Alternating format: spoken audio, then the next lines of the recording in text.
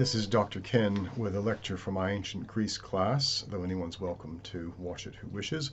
And I'm titling this one Reason and Emotion in Ancient Greek Thought. So broadly speaking, we're going to be going over some vocabulary terms and concepts, and also thinking about definitions of drama, tragedy in particular, and how this was seen to impact emotion. So the first vocabulary word for us to consider is logos, and this can be translated as reason. It could also be translated as word or speech or account. Greek words often change their meaning dependent on context, or their meaning is dependent on the context.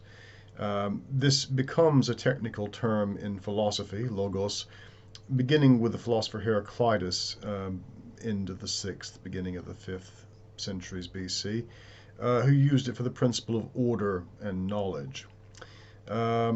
Plato did not use this term extensively, and neither did Aristotle, but for them, when they did use it, it meant something like rational discourse or argument from reason.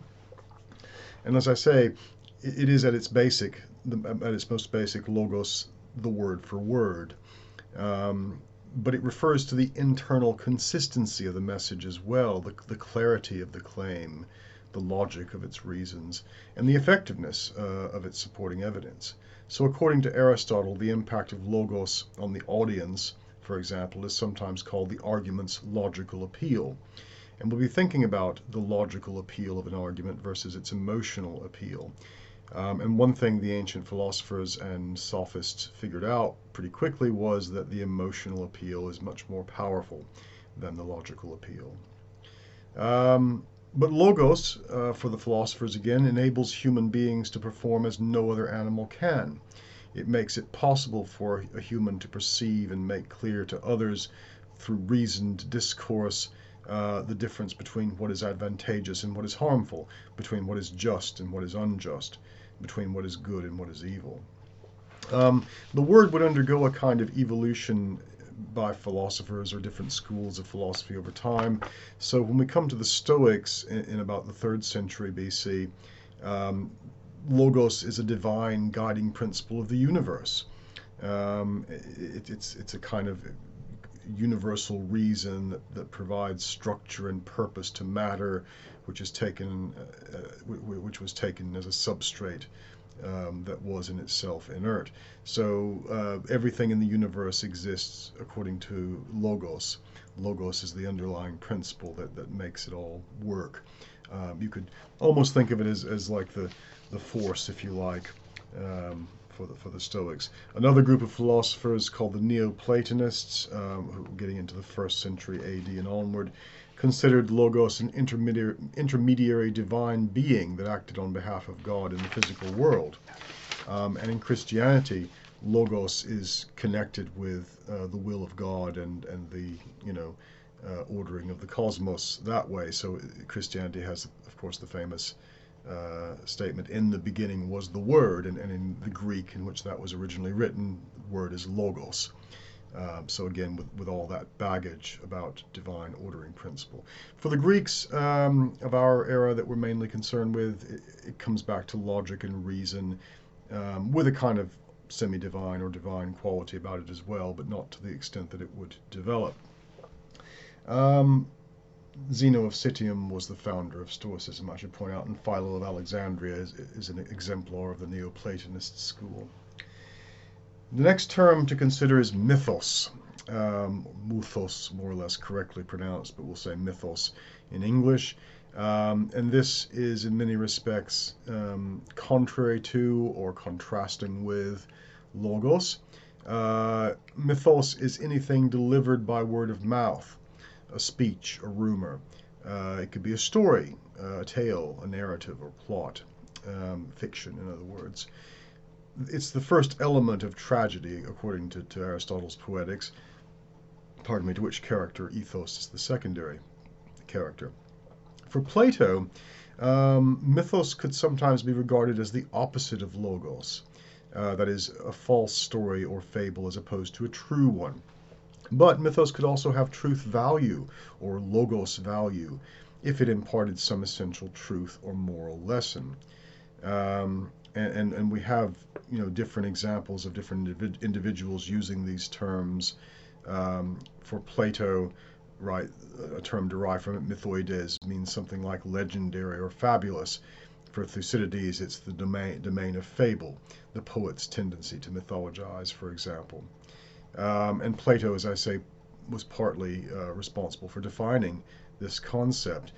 He draws a distinction between a story that may or may not contain relevant philosophical truth, value, and ones with an essential quality that determines their philosophical worth.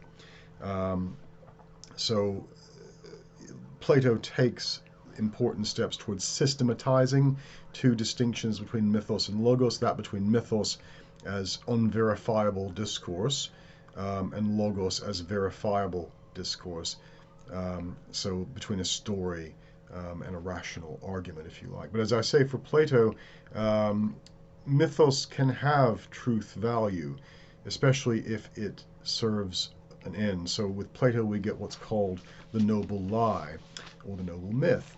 And that is a certain circumstance or set of circumstances under which it is appropriate, according to Plato, for the state to lie to its citizens, or for someone in a higher position of authority to lie to subordinate, if that lie results in their well-being and health, if it's for their own good. And that opens up a whole slippery slope of possibilities about when it's appropriate to lie, and who knows best about such things. So Plato, for example, his character of Socrates in the dialogues is critical of myths that miss the mark in terms of truth value. So those that portray the gods and other divine beings as doing immoral things. And he says that these can't be true. Gods would not do immoral things. Therefore, these representations of the gods are false. That's one criticism of myth and the type of myth that can be perhaps harmful. Another type of myth is actually either invented by or borrowed by Plato himself for the express purpose of forwarding his philosophical agenda. So some of these include the fable of the cave, and I know some of you in the class are familiar with this one. It's a story told, and we'll be examining it further when we get to Plato and Aristotle in more detail. But it's a way of expressing by analogy how some people achieve a level of understanding or never achieve it, as the case may be. There are other such myths, the myth of the metals, different ages, and the myth of Gyges, or the ancestor of Gyges. Of Lydia, this is the famous myth of the ring of invisibility. And it's a story that the shepherd finds, a giant in a great bronze horse that appears to have crashed to the ground. The giant's wearing a ring, and he takes this ring, which apparently fits his fingers, and when he turns it, he finds that he's invisible. So what does he do? Well, he uses it to steal and get rich, and then eventually to murder the king and take over the kingdom. And Plato's argument is that a moral person who found such a ring would not do such things with it. They would behave as they would normally, or they might use it for good things, but they wouldn't use it for nefarious or immoral things. That's an example of a myth that has truth value. There's the myth of in the Republic, which we'll look at as well. This is about reincarnation. The myth of Atlantis in several of the dialogues. And as I say, these myths are designed to convey some philosophical purpose. They are seen to have truth value, just as with the noble lie or the noble fiction, which is an exhortatory fable designed to persuade, to exhort, to encourage. But again, it's a bit of a slippery slope for us morally as to when it's appropriate to tell such lies. There's a broader type of Platonic myth-making as well in the Republic, or the Laws, where you have and in fact, any Platonic dialogues is an exercise in fiction writing. They are all fictional, even if they are based in some sense on reality. and they, in that sense, they're on a par with Homer's Iliad and Odyssey and other works of fiction that exist, except of course there's a specific agenda, and Homer probably did have a specific agenda as well. Plato's is a bit more coherent. His concern is not so much to free the mind from myth, but rather to appropriate myth from the hands of poets and construct new myths that will serve the interests of philosophy. Again, in Plato's dialogues, we get the notion that poets may be inspired by the gods, but they also lie, and therefore can't be trusted as a result. So again, I'm drawing these distinctions. I'm not sure that everyone in ancient Greece would have either heard of Plato's ideas, or if they had heard of them, if they would have agreed with them. But Plato, as a social commentator, gives us keen insights into definitions and concepts like this. For most people, mythos would have meant a story, work of fiction, something along those lines, or something that's told by mouth or written down. Other vocabulary terms that we're thinking about today, well, there is techne, right? This can sometimes be translated as science. It literally means skill, craft, or art. And we see it again in Plato used meaning to learn something professionally, but also as a kind of scientific system or method to some extent.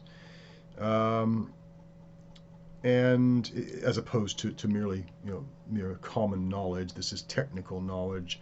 There can be a techne of philosophy, there can be a techne of politics. And for Plato, a politician should possess that skill of politics, which is not just about being elected. Other terms, well, we have phronesis, which means something like thinking, cogitation, or arriving at a correct conclusion through or judgment or appropriate behavior through thinking about something, through thinking something out. We might call it cogitation today. And obviously that's what the philosophers advise one should do. One should reason something out before making a decision. The other term I want to mention is metaphysics, which you've probably heard before. It refers to the nature of being or ultimate reality. The term itself comes about in a kind of artificial way or accidental way by Aristotle's editors, perhaps sometime after he died. That portion of his writing that dealt with physical phenomena, they called the physics, and then a portion that dealt with things that physics couldn't necessarily explain, but came after the physics, was called metaphysics. And metaphysics literally means after the physics. But we might think of it in terms of nature or being or ultimate reality. So Plato's theory of forms, Aristotle's theory of substances. And when we get to next week and the various pre-Socratic philosophers, will be getting a lot of metaphysics in terms of how the universe works, physics and metaphysics as they understood it.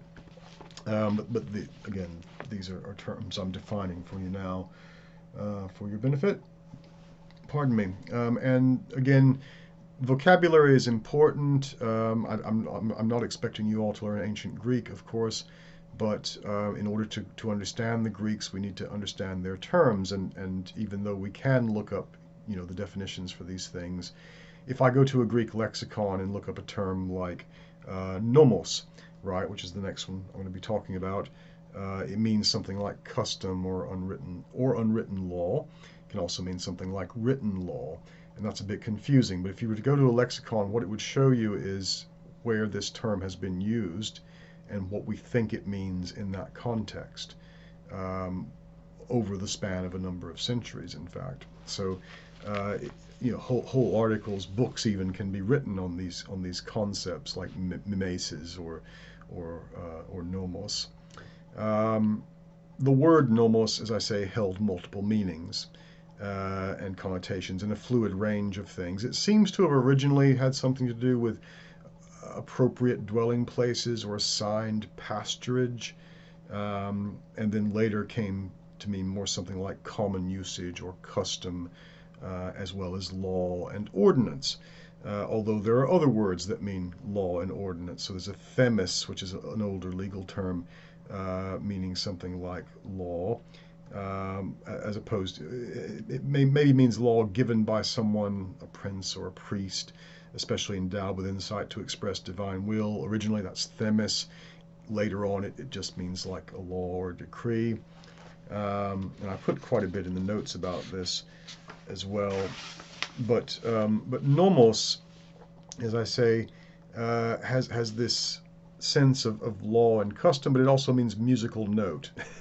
and Plato has a book called The Laws, in which he puns almost endlessly on the double meaning between musical note. But again, a musical note, think about it, it was the Greeks, and we'll see this in some detail when we get to the Pythagoreans, who developed the musical scale, and it's based on logic, it's based on reason and laws of mathematics and physics that things have to follow in order to make those notes. So it's not that far of a jump to go from law to musical note. So I mentioned themis. There's also thesmos. This is another term that can mean something like a decree or a law, used at different times by different people. And again, I put a lot in the notes about this, which you can look at in detail. Nomos in the 5th century is often contrasted with the term physis, which means physics or nature, the physical world. So physics, physis meaning something like underlying reality, whereas nomos is the kind of patterns that human beings lay on top of that in their society. And we have a quote that uses the term nomos from a speech where the speaker says, "Henceforth the archons," these are officials of the state, we'll come to those in time as well, "shall not make use of unwritten law, with the decrees of the assembly. The decree of the assembly is to have greater authority than either the rule of the executive council or that of the demesman," councilman. And so nomos at that point in the 5th century is used to denote nomos as a written law. That's in 403 BC. And from that time, the principal meaning of nomos was in both legal and non-legal spheres, became something like statute or law. And there's another term as well, of course, I put all these in the notes, but psephisma, which was often used interchangeably with nomos, meaning something like law. I put in secondary scholars discussing these things. So McDowell argues it was normally assumed that a law, nomos, was something more fundamental and more permanent than a decree of psephisma. So it takes on this meaning. What we're seeing is a kind of evolution of a term. As I say, Plato uses this term a lot in a dialogue titled The Laws, which might be read as something like a constitution. Give you some examples that we find in Plato alone. So of nomos meaning a linguistic usage, a customary practice, a conventional belief, a norm of individual conduct, a religious practice, a condition of law and order, and just law itself.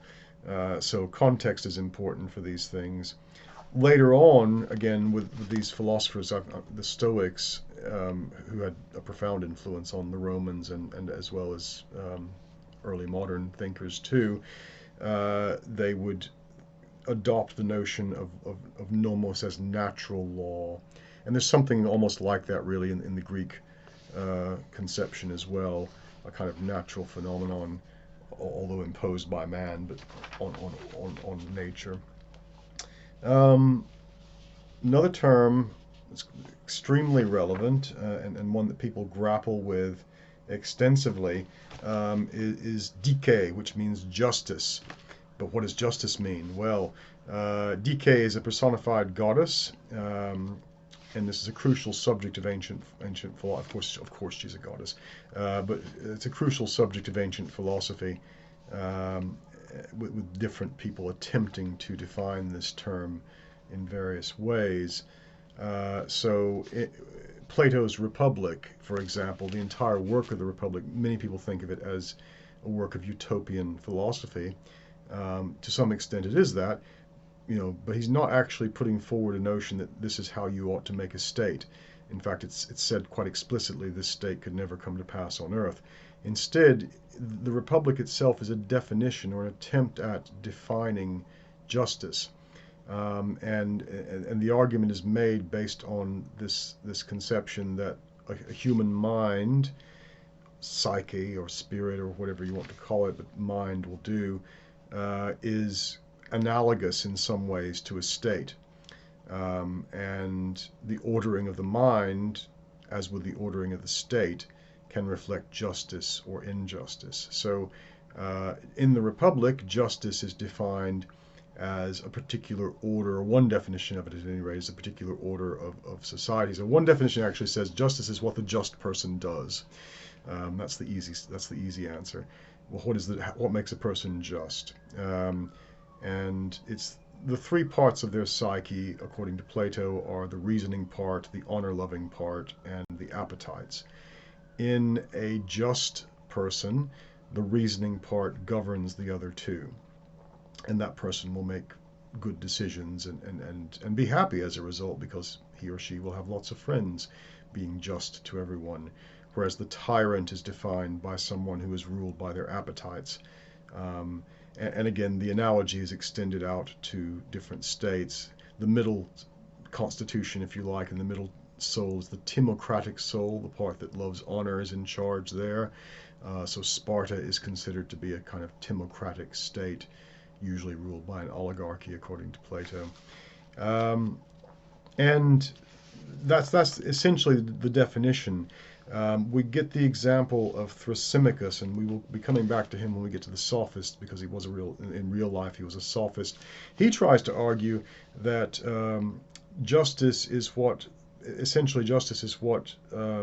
the strong person is what a person in power does. Justice is the interest of the stronger. Might makes right, in effect. And Plato's character of Socrates manages to argue around this, pointing out there might be circumstances under which whoever's in power, whoever's the strongest, acts against their best interest, in which case that can't be justice. But you've just said that justice is essentially what they do, so it undermines that definition. And again, Plato's definition of it: justice implies superior character and intelligence, while injustice means a deficiency in both of those respects. Therefore, just people are superior in character and intelligence and more effective in action. As injustice implies ignorance, stupidity, and negativity, it cannot be superior in character and intelligence. A just man is wiser because he acknowledges the principle of limit. Unlimited self-assertion is not a source of strength for any group organized for common purpose. Unlimited desire and claims lead to conflicts. You can't satiate unlimited desire with limited resource. The most plausible argument, if you ignore the metaphysical stuff and these analogies with cities and so forth, and how they're run, the most compelling argument I think that Plato makes is about the just person as he's defining them, and happiness. As I said, because they're just to each other, to other people, they have friends, people care for them. They don't go to bed at night fearing for their lives. A tyrant, ruled by his appetites or her appetites, who spends all their lives accruing wealth and power at any expense and not caring what other people think, they will have lots of enemies. Even if they do become wealthy and powerful, they'll go to bed at night in fear of the dagger slipped, between their ribs. They'll sleep with a weapon under their pillow at night, and they'll never truly be happy because their appetites are in charge. They can never be fully satisfied. It's like filling a vessel, a cup that has holes in the bottom. No amount will ever be enough, and that's not a happy existence. So the argument, the best, I think, the most convincing argument is that about happiness. That's Plato's definition of justice. Well, did everyone believe that? No, probably not at the time, and certainly not since. But they did try and define justice, and they defined it through something at the time which was rather novel, but which we now depend on as a cornerstone of our democracy, and that is a decision made by a jury of one's peers. So the next slide you'll see shows you some examples of Athenian legal machinery. Now, we're going to be looking at the Oresteia trilogy by Aeschylus, and amongst other things, it tells the story of the establishment, of the first law court in Athens, which in both history and myth was made up of the elite oligarchic rulers of the city, the Areopagus, and again we'll come back to those in time in the future to talk about what they were and how they changed in the democratic period. By the democratic period, the Areopagus is still around. They're still trying certain cases, but most cases are tried by a jury of citizens. These start out as appellate courts under the reforms of Solon. They then become the standard court system of Athens, the people's courts they're called. Again, as with many aspects of this first democracy, many things were not fully developed, so they didn't have judges, for example, like we do in our court cases. There would be officials to make sure the rules were followed, but not a judge per se. And a jury could consist of quite a lot of people. In theory, it could even be the entire assembly. But juries of several hundred or even several thousand in some cases are not inconceivable. Certainly several hundred might have been the norm. But you can see the legal machinery there in the slide, and that reconstruction of the Agora, the center of Athens, shows you a number of buildings used as courthouses in the 5th century. The image in the upper left-hand corner is a machine for selecting jurors. So each one might be assigned a number, and then a number of cards with those numbers on them are kind of shuffled at random and then randomly put into slots. And so the numbers going down one particular column would go to one trial, one case, or however many they might designate will go to that case. But it's chosen at random. And the idea is this is done on the day of the trial, so that the jurors don't know which trial they're going to sit upon until they actually sit upon it. The idea is to prevent bribery, which apparently was rife at the time. So it's a randomization machine to randomly put jurors onto trials. The other equipment that you can see, the big urn and those discs, the discs are ballots for voting guilt or innocence, and so they have, the disc part has like an official Athenian state ballot or whatever inscription on it, and there's a tube going through it. Some tubes are solid, some are hollow, and the idea is that one type indicates innocence, one type indicates guilt. And what you would do as you were casting your ballot into the urn, so that nobody could see how you voted, you would hold it at both ends. That way nobody could see whether it was a guilty or an innocent verdict. So, elaborate machinery. They used water clocks to time speeches and things of this nature. This is all being developed, and that's how, as a people, as a society, the ancient Greeks are attempting to define justice. So the idea is that someone comes up before the jury, presents their case, whether prosecuting or defending. There were no lawyers at that time. A citizen had to defend or prosecute for themselves. They could hire a legal expert, legalist, to write their speeches for them. So they were kind of like proto-lawyers, and some of the forensic speeches that we'll be looking at were written by them. But the citizen had to prosecute or defend themselves. And the idea is they're meant to present a case and evidence and quote the laws and so forth that are relevant. Often, though, and this will get into the next part of our discussion, they used emotional appeals, so it wasn't unusual for a defendant to drag his family into court, children crying, wife, probably not the wife, maybe, to elicit the pity, the pathos from the jury. And these rhetorical tricks worked. There are other rhetorical tricks we'll be looking at in time to come. But as I say, we've got Plato's definition of justice, and other philosophers will attempt to define it as well. But for the citizens of Athens, for the society, justice is being defined in the court of law by a decision of a democratic jury. by voting. It was an imperfect system, and the guilty were sometimes found innocent, and the innocent were sometimes found guilty. But it was generally agreed that this was a better system than just letting some king or group of oligarchs decide.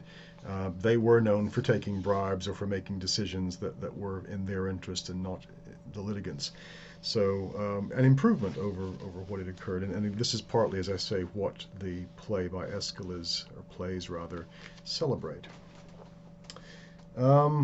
So the philosophers are aware that reason has its limits. Human beings are not always rational. There's a primal force in our character that needs periodic release. The Greeks refer to catharsis as the release of that through drunkenness, sex, other things. And there's a paradoxical relationship between reason and emotion in human beings. This is prominently explored in the play of Euripides' Bacchae, which we'll read in time to come.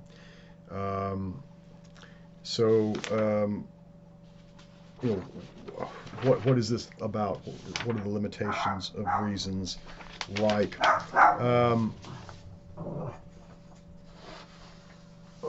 So Plato argues that we can't always trust our senses, our perception of things. These are sometimes flawed, and our senses sometimes lie to us. And we have to invoke reason over common sense in some cases.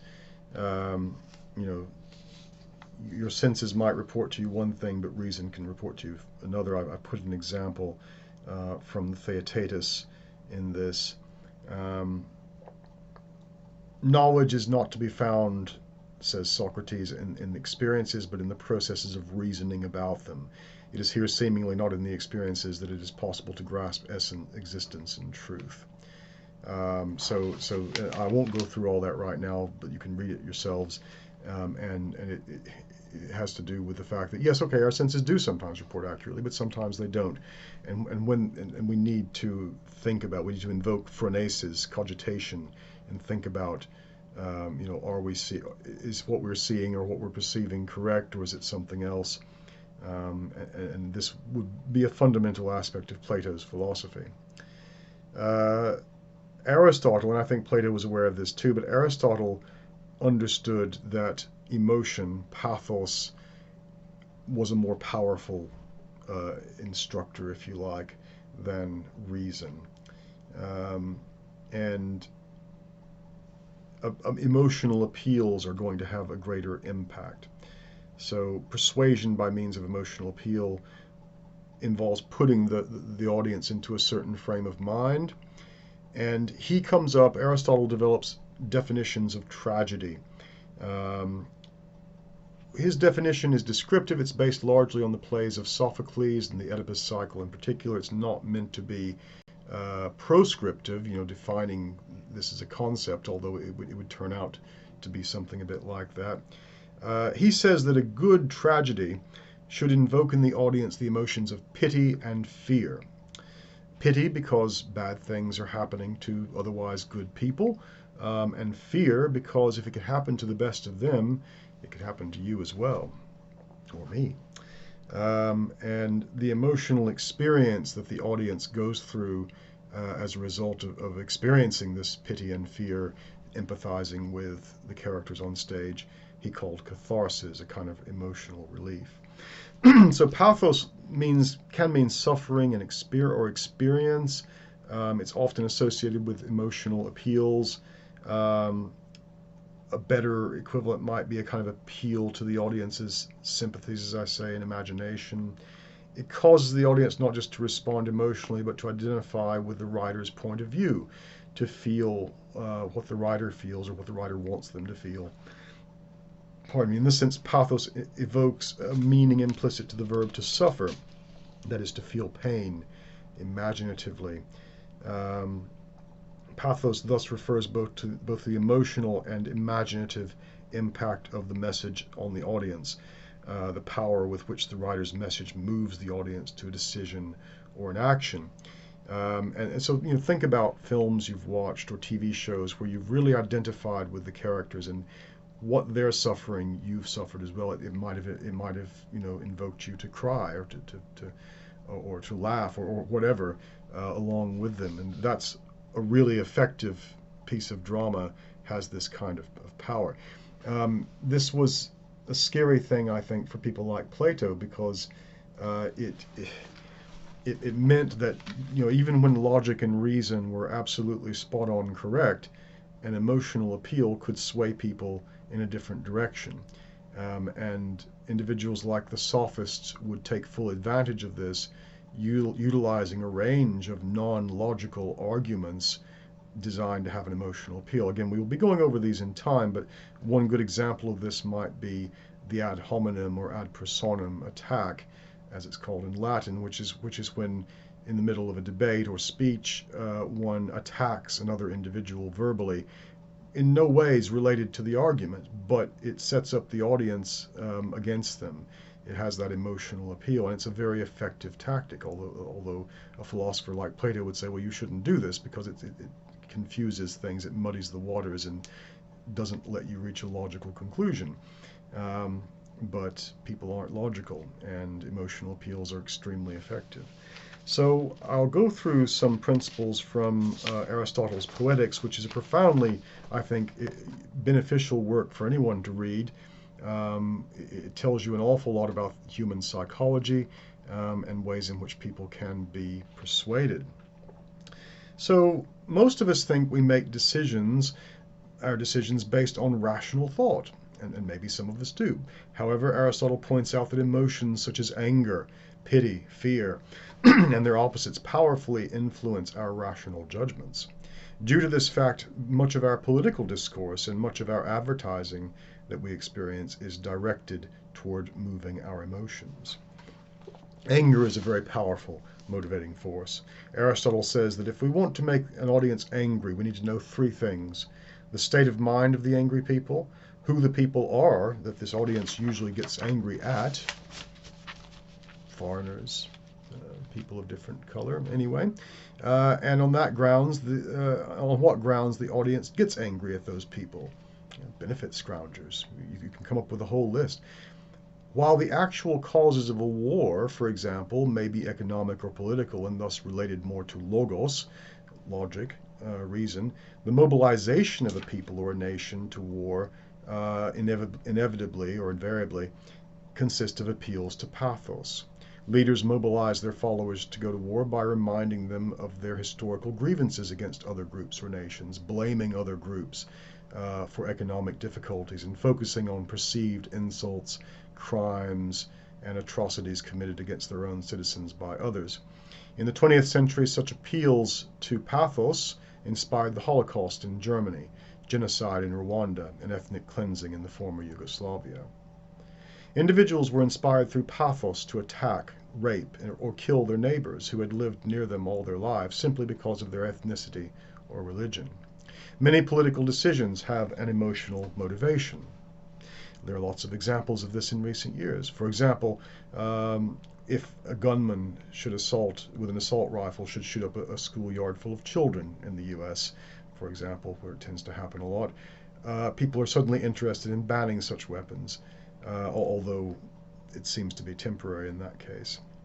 But several emotions are involved, but perhaps the strongest one is pity for the small children and their families. The logical arguments for banning or not banning assault rifles had not changed, but people were emotionally engaged with the issue after the event and wanted to do something about it. Of course, not all appeals to pathos result in violence or political action. Advertisements for consumer goods often aim at making us insecure about our attractiveness or social acceptability, and then offer us a remedy for this feeling in the form of a product. That's traditional advertising. Today we have influencers on various media, and they're often appearing to live a very positive lifestyle, looking attractive, and they're touting this or that product, and you think, well, maybe if I get that product, then I can be like them. But it appeals to your feeling of inadequacy. to your, to a lack of self, or to an insecurity or something along those lines. This is a common strategy for selling things: mouthwash, toothpaste, chewing gum, clothing, even cars, any number of items, to appeal to one's insecurities or other emotions. Appeals to the emotions and passions are often very effective. This is something Aristotle and Plato realized a long time ago and are very common in our society. Such appeals are not always false or illegitimate. It is natural to feel strong emotions about tragedies or victories, and other events, as well as about one's own image and identity. You may find it effective to use pathos in your own writing. Some questions to think about. Can you think of an advertisement for a product or a political campaign that used your emotions to persuade you to believe something? Um, People aren't always aware when this is going on. A philosopher can step back and think, well, right, this is trying to get me stirred up against X, Y, or Z, or to vote this way or the other. Most people don't have either the luxury of time to give it that degree of contemplation, or simply don't know how, and so emotional appeals are very effective. When do you think it is unfair or deceptive to try to use emotions to persuade people? Well, convincing people to vote against their own interests. That would be a fine example of it. Have you ever made a decision based on your feelings that you regretted later? Those impulse buys, or perhaps voting for a certain politician or another. Did emotions ever serve you well in making a decision? Possibly. These are all things to think about, and I want now to look at Aristotle's Poetics in a little bit more detail, because he's turned this art of emotional manipulation, if you like, into a science. He defines tragedy, specifically, as an imitation of an action that is serious, complete, and of a certain magnitude in language, embellished with each kind of artistic ornament, the several kinds being found in separate parts of the play, in the form of action, not of narrative, with incidents arousing pity and fear wherewith to accomplish its catharsis of such emotions. And he says every tragedy should have 6 parts, namely plot, character, diction, thought, spectacle, and melody. Essentially, it's about mimesis, meaning imitation. It's about the imitation of an action in a kind of artificially constructed medium, the play. So imitation of an action, and an action implies personal agents who necessarily possess certain distinctive qualities, both of character and of thought, for it is by these that we qualify actions themselves, and these, thought and character, are the 2 natural causes from which actions spring, and on actions, again, all success or failure depends. Hence the plot is the imitation of the action. And he says, for the plot I mean the arrangement of the incidents. By character, he says, I mean that in virtue of which we ascribe certain qualities to the agents. Thought is required wherever a statement is proved, or if may be a general truth enunciated. Every tragedy, therefore, must have 6 parts, as I say. He goes through those. And one of the most important things of all is the structure of the incidents and the plausibility of the people, the characters performing them. For tragedy is an imitation, he says, mimesis, not of men, but of the actions, and of life. And life consists in action, and its end is a mode of action, not a quality. Now character, he says, determine men's qualities, but it is by their actions that they are happy or the reverse. And so dramatic action really depends on consistency of the characters, plausibility, believability.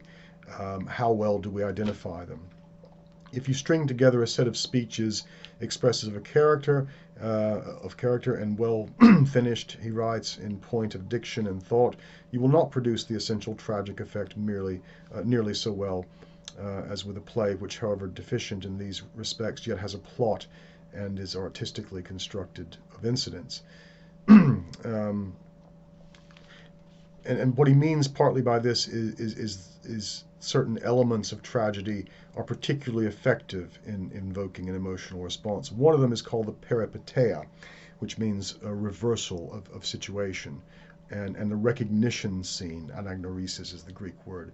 So a reversal of fortune, where someone up high in a high status is brought down low, often by a sudden reversal of fortune. So a king who suddenly becomes homeless, loses his kingdom, something along those lines, or someone who's at the top of the world, who's just won a war, like Agamemnon, and gets killed by his wife in the bathtub. And then a moment of recognition. That's a tragic moment in which the character realizes something that's brought about the tragedy, often by their own actions. Plot is the first principle. Character has to be believable. They have to be consistent. Don't do things. The character shouldn't do things that would be inconsistent with what we expect of them. Now, for Aristotle and for most of the writers of his day, writing a tragedy, the characters have to be high status individuals. And this is a convention that carries over in a lot of dramatic productions, ancient or modern. Think about TV series from the 20th century, the dynasties and the Dallases and things like that. And the ethos, the character, has a kind of appeal to credibility. So if the characters are believable, the audience will identify with them more. Pardon me. As I say, Aristotle formulates this theory, and there's a lot more to it. I put quite a bit in the notes on this. He formulates this theory based on his reading of Sophocles' Oedipus cycle. And it applies particularly to those plays, but may not apply 100% to all others, and should not be taken as proscriptive, or prescriptive rather, defining tragedy as such, although it was for many years by many a writer. And maybe this isn't a bad thing, because he does seem to have figured out this information as to how drama worked and how it worked well, by looking at some of the best, most effective playwrights of his era. And we haven't really improved a lot on what the ancient Greeks developed in their tragedies and comedies. We've certainly mass-produced it and spun it out into many different directions, but at the core, our modern Western drama derives directly from these principles, and they're still very much with us today. And as I say, this understanding of drama helps us understand some basic aspects of human psychology. It's always about human psychology. This is why there's a whole genre of criticism called psychological criticism, which uses literature to explore the human condition. And as we shall see in the case of ancient Greek plays, comedies and tragedies, they are revealing in volumes about the people who wrote them and who watched them and the society that produced them. On that point, I want to talk a little bit about Aeschylus and the plays that I'm asking you to look at. We're going to be looking at the Oresteia, which is the Agamemnon, the libation bearers, and the kindly ones. In many respects, this is just a mythical account of the establishment of the first law court, the aetiological, if you remember that term, story of how these things were established. The tone is very optimistic, and very optimistically favoring Athens in particular. But there's a lot more to this. I mean, first of all, we need to think about context, right? So I'm telling you, we're reading plays as historians, not purely for literary purposes, but for their historical context. So what is the historical context? Well, Aeschylus himself was a veteran of the Persian Wars. He fought in those wars. He fought at the Battle of Marathon, which was a turning point for the Greeks and a great victory for the Athenians in particular, where the Persians are being driven back. This was an existential crisis for the Greeks, the Persian Wars. If they had lost, there wouldn't be any Greeks probably today. We'd be talking about Persian history exclusively, if that. But the Greeks won, and Athens came out really well at the end of the Persian Wars. So there was a sense of optimism, of positivity about the future. And that's reflected in these plays.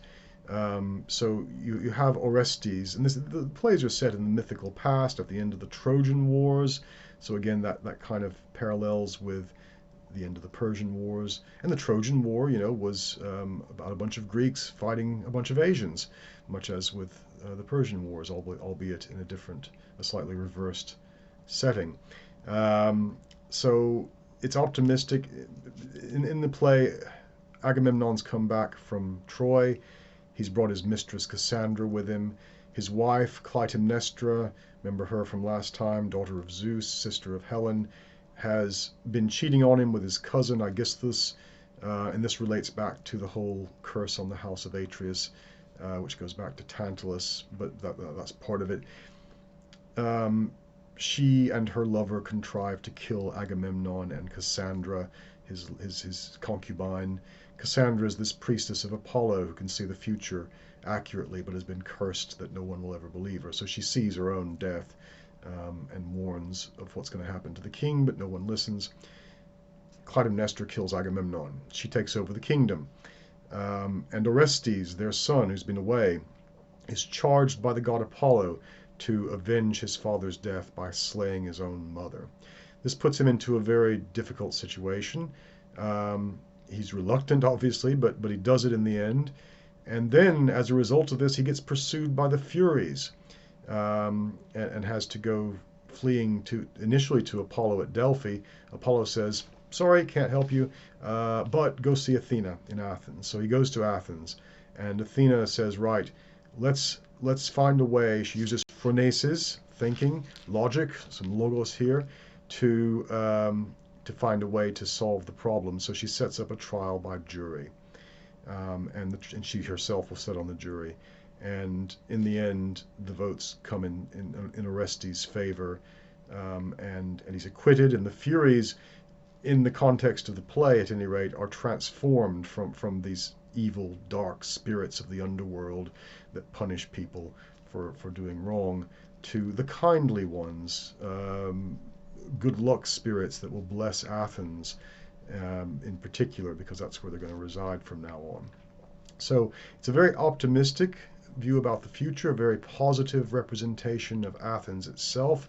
In a way, it's celebrating, look how great our democracy is. We established law courts. We did away with the bad old days of murder feud and revenge murders and things like that. And there were feuds involving revenge murders, as recently as the beginning of the 5th century.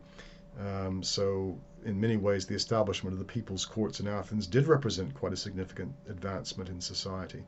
We'll talk about that more in detail later on. I think we can contrast Aeschylus' attitude in these plays with that of sort of Second World War II veterans, who also had a very optimistic view of society and progress and a positive future. When we get to Euripides, and the Bacchae, which we're not looking at today, but we'll be looking at in more detail later on, we'll see a contrast to that, quite a sharp contrast, in fact. Euripides comes around the time when Athens is losing a war to Sparta, and we could almost compare him with Vietnam-era American writers. Has a more negative, pessimistic view of society. But we'll stick with Aeschylus for the moment. That's our main subject today, for this week, and think about the image that he's putting forth of Athens, utilizing these techniques. Drama is still in its sort of infant stage or early stages at this point. It will develop and undergo some changes. So these 3 plays, this trilogy of plays, would have been put on the same day for the same festival. We can see how the action in them might have been shortened into a single play, and this is what Sophocles will do with his playwriting, pack a lot more action, and Euripides as well, into a single play.